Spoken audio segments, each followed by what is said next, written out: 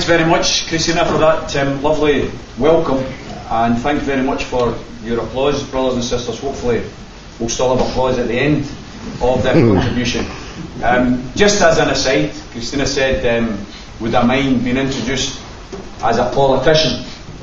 I've got to say, in the independent Scotland that I envisage, I want us to not only have a constitution that enshrines the rights of every man, woman and child in our country, I also want a contractual obligation between the political parties and the electorate. I'm fed up getting manifestos that are the equivalent of toilet paper.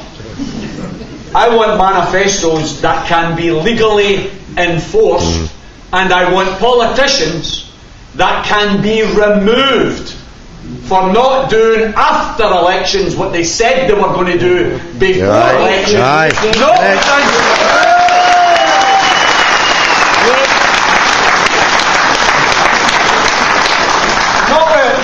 Not within 4 years, brothers and sisters. I want us to have the ability to have right of recall written into our constitution, so that politicians can be recalled at any time, not just at election time. Because in relation to that point, my opinion of politicians is a bit like nappies. They should be changed regularly and for the same reason.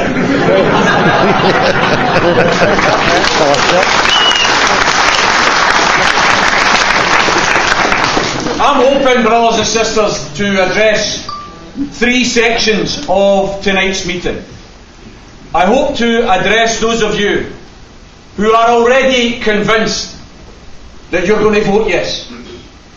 My appeal to you tonight is not just to be a yes voter, but to become a yes crusader, a yes ambassador, a yes campaigner. So it isn't the case that it's no use coming to meetings like this if you're already decided.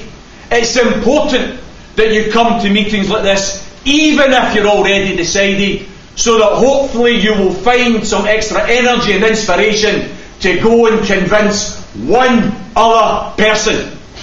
Because if everyone who is already convinced to vote yes can convince one other person, then on the 18th of September we are going to deliver independence for Scotland. That's as simple as that. I want to also address those of you who have come along tonight undecided.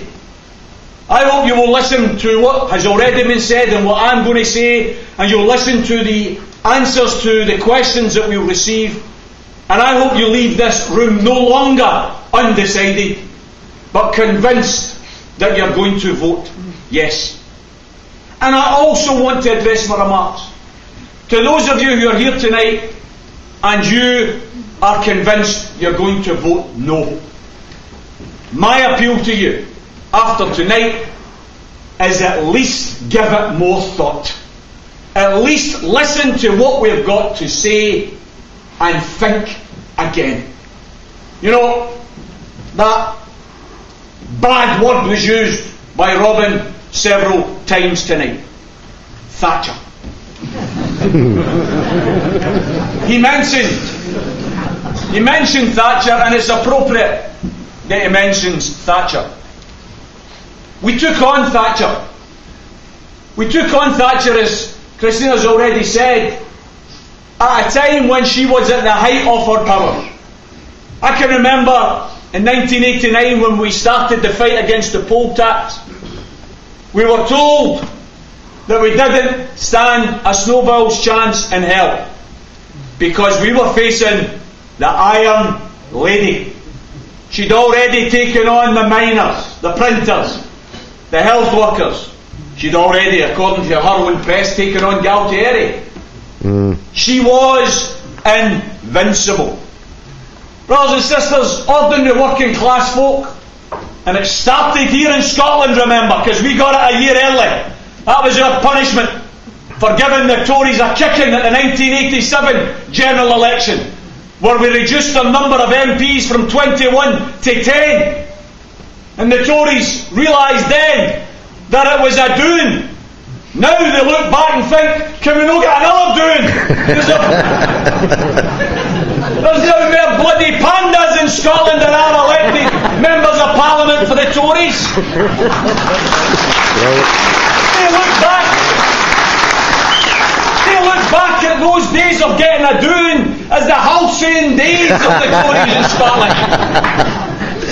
Our punishment, and by the way, bear this in mind, our punishment for voting against the Tories was we got the poll tax a year early. They said there was nothing you can do, and we said no, there is something you can do. You can organise, you can agitate, you can get the communities together to stand united against the hated poll tax. And by the way, the biggest recruiting sergeant to that campaign wasn't Tommy Sheridan or anybody else. The single biggest recruiting sergeant was poverty. That's what forced people to fight against the poll tax. And what happened? What happened, brothers and sisters, is against all the odds. Ordinary working class folk united. And we melted down the Iron Lady and we sent her off to the political knacker's yard where she belongs. That's what we did.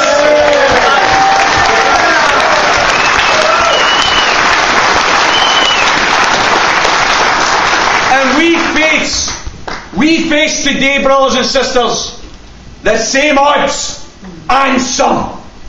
Because the whole of the British establishment is standing against change, is standing against the idea of independence. If you think the propaganda has been one-sided up to now, you watch what's going to happen in the next 4 months. They will pour everything out. They will bring out the so-called big guns. I had to laugh, Lord Robertson, Lord Reid, Lord McConnell, Lord Fox, the four bloody horsemen of the apocalypse, been brought out to frighten us all. These were the big guns. As I've said before and I'll say again, if those four unelected lords are the answer, then you're asking the wrong bloody question. That's the reality.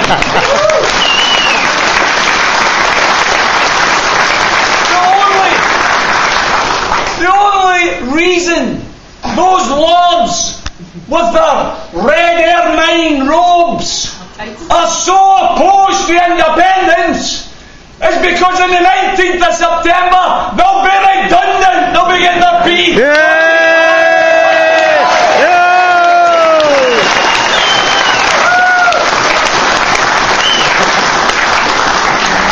You see, we have to bear in mind Thatcher at the Royal Geographical Dinner of 1989 addressed the rich and the wealthy, and she said there was no such thing as society, just a collection of individuals. Well, you see, here in Scotland we've always rejected that as a philosophy. We don't believe there's no such thing as society. We believe in helping one another. We believe in looking out for the neighbours, the pensioners, the children, the vulnerable, the disabled. That's what makes a society. She went on at that dinner to say that we should, quote, glory in inequality. Glory in inequality. Because she believed that eventually the wealth would trickle down. Give everybody at the top as much as possible, and eventually it will trickle down. Brothers and sisters, when I spoke in Kirkcaldy in January of this year, at that time Oxfam had done a survey which showed that 85 billionaires on our planet, 85 individuals, had more combined wealth than half the world's population. 85 people with more wealth than 3.5 billion people. As I speak to you here tonight in Hamilton, it's not 85 people, brothers and sisters, because the wealth accumulation has got even more unequal. It's now 67 billionaires owning more wealth than 3.5 billion. For those who said in the 80s that they believed in the trickle-down theory of economics, we say we're still waiting. We're still waiting for our share of that wealth. And I'll tell you what, you'll wait a long time. Oxfam produced a report only last week in relation to what's happening here and now. What did they say? They said the UK government's welfare cuts and changes to taxation have encouraged economic inequality so intensely that they amount to speeded up Thatcherism. Jesus. Speeded up Thatcherism. They go on to say the divide between rich and poor is widening faster than in the 1980s. The slashing of UK welfare benefits and simultaneous cuts in tax credits means that inequality will have soared twice as fast by 2015 than it did under the 1980s. And here's the sting in the tail. Here's the sting in the tail. The worst of the cuts are still to be implemented. Brothers and sisters, people ask me all the time in these meetings, can we be certain that an independent Scotland is going to be better? Can we dot the I's? Can we cross the T's? Brothers and sisters, I believe an independent Scotland will be more prosperous, will be more economically active, will create more jobs with better pay, with better public services. I believe an independent Scotland will look after pensioners and children and the disabled better than what's happening today under the UK. I believe all of that. Can I be certain? No, I can't stand here and tell you I can be certain. But I'll tell you what I can stand here and tell you. I'll tell you what I can be certain about. If we vote no on the 18th of September, then on the 19th of September, there will be more cuts, more poverty, more austerity, more food banks, more inequality. You can be absolutely certain about that. And if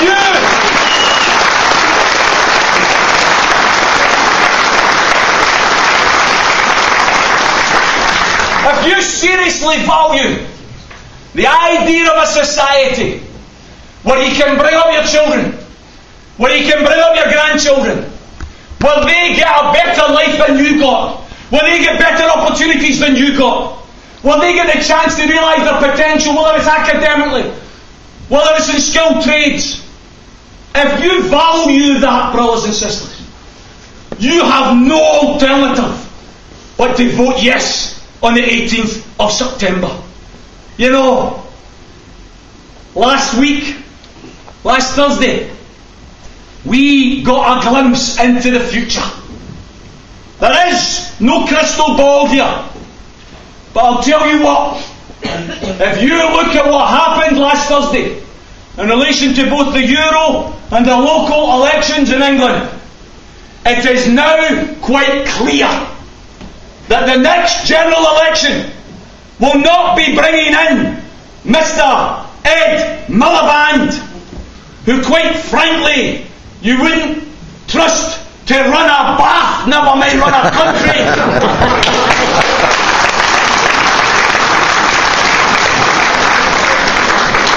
What will happen in May of next year is most likely to be the election of a right-wing, reactionary, conservative UKIP coalition.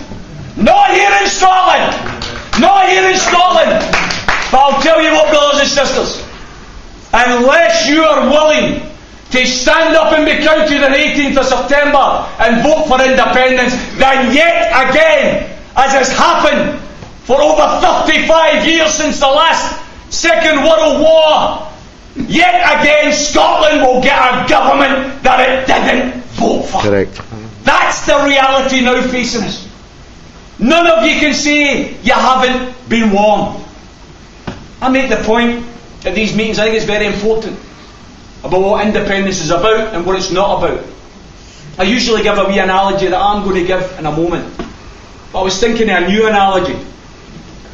It's a new analogy because on Sunday there, we were invited to one of my daughter's friends' Holy Communion celebration. And we went into the Quo Vadis pub in Paisley Road West. The DJ was playing music and it was very loud, and a lot of the kids didn't like the music. And they were complaining to their mums and dads that it was adult songs, that they wanted One Direction and all that. And guess what? We went up and spoke to the DJ and he changed the tunes. Brothers and sisters, think about independence. Think about the ridiculous situation whereby people say, I'm not voting yes, I don't like Alex Salmon. I'm not voting yes, I don't support the SNP. Brothers and sisters, I think we should applaud the role of the SNP over many years in keeping the question of independence on the political agenda in Scotland. But let's be absolutely clear. The 18th of September is not a vote for Alex Salmond. It's not a vote for the SNP. It's a vote for freedom for your country. That's what it's all about.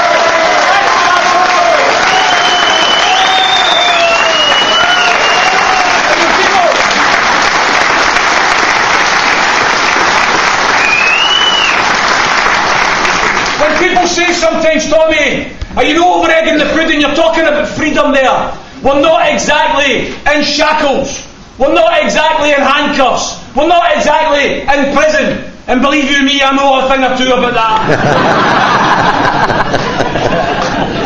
I say to them, tyranny comes in many shapes and forms. We are voting for freedom. Freedom to decide which government we get. Freedom to decide that instead of spending £2.1 billion in the most expensive scrap metal on the planet, immoral, illegal nuclear weapons, we're instead going to spend that money on new schools, new hospitals, doctors.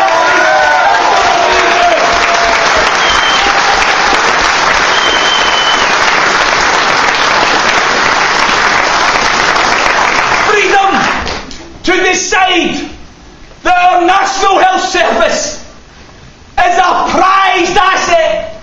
And if you look what they're doing in England today, please pay attention to what they're doing. They are dismantling it. They're privatising it. And if we vote no, that's what they'll do in Scotland as well. You want to save your NHS? Vote yes on the 18th of September. It's as simple as that. You want to save your mail service and keep it in public hands? Vote yes on the 18th of September.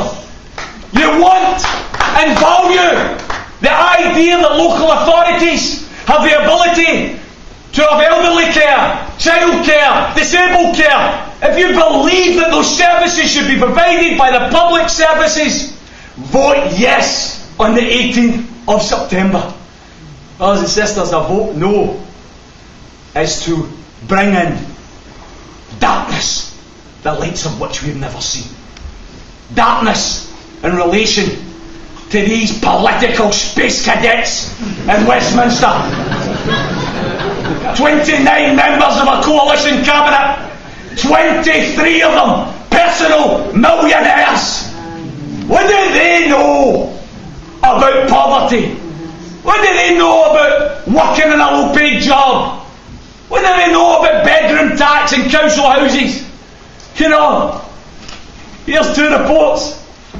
Poverty in the first year of the coalition government rose by 900,000 people. 900,000, 300,000 kids more living in poverty 90% of them, the working poor. These are the people in benefit. These are people in low pay. By the way, here's another report from Philip Beresford, who since 1989 has compiled the rich list in Britain. You used to go onto the rich list, the top 1,000, if you had £1 million. If that was your personal wealth. Now you don't go onto it unless you've got £85 million. Here's what he said. Here's what he said last year. Philip Beresford, who has compiled the rankings since 1989, said, "I've never seen such a phenomenal rise in personal wealth as the growth in the fortunes of Britain's 1,000 richest people over the past year. The richest people in Britain have had an astonishing year. Tax cuts for millionaires, bedroom tax for the poor. That's the reality of UK government. That's the reality of the Westminster Village." Brothers and sisters, if you want to continue that, I think you're mad. I think you're failing to look at the bigger picture of a country, Scotland. Think about what Robin mentioned. Think about what he said, the potential that exists in our country. I was fortunate enough to go to Stirling University in 1981 and study economics. And I learned about a wee theory. It's called the marginal propensity to consume. And it sounds highfalutin, but it's actually very simple, and it's what turns the economy. What does it mean? It means if you give a millionaire an extra tenner a week, they don't spend a single penny because they've already got everything they need. It goes into a bank, it's unproductive. You give a low-paid worker an extra £10 a week, they spend every penny. And when they spend that extra £10 a week, it creates demand for the goods and the services that they're spending it on, which creates employment for the people that are supplying the goods and services.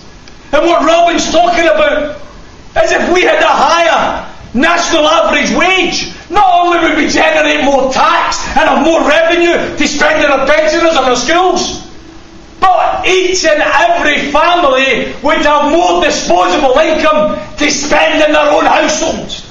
Go a couple of holidays a year, buy new white goods, look after the house a bit better. All of these things are possible.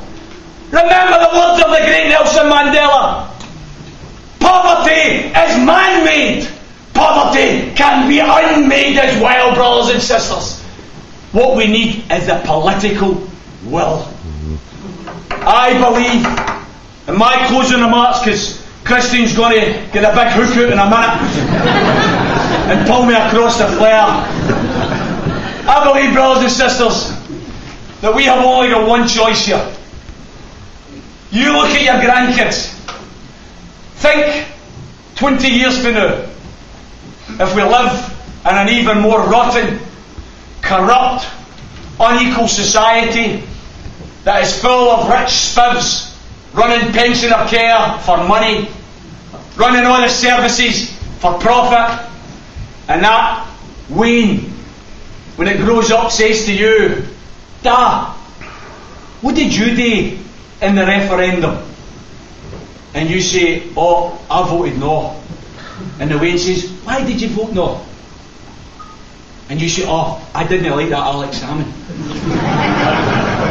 And the Wayne will say, "Who?" That's the reality. That's the reality. That's the reality. I'm going to finish on this. I'm going to finish on this because it's comparable to what they faced in 1913. I'm very proud of Labour movement history. Very proud of people like Jim Larkin, who was the leader of the Irish Transport and General Workers Union, who led the Dublin strike against the dock companies exploiting the dock workers who were unorganised at that time. And they threw everything at those dockers. They used to hire and fire on the basis there's your face match. Turn up every day, you had one job one day, you never had a job the next day. They fought the dock owners. They fought the press, they fought the courts, they fought the police. They fought all of the power that was raged against them. We're fighting. We're fighting in this yes vote. All the power that's raised against us. Jim Larkin said, the powerful only appear so because we are on our knees. Arise. Brothers and sisters, 18th of September, my challenge to you is arise and let's claim our freedom for Scotland. Thanks very much. Yeah.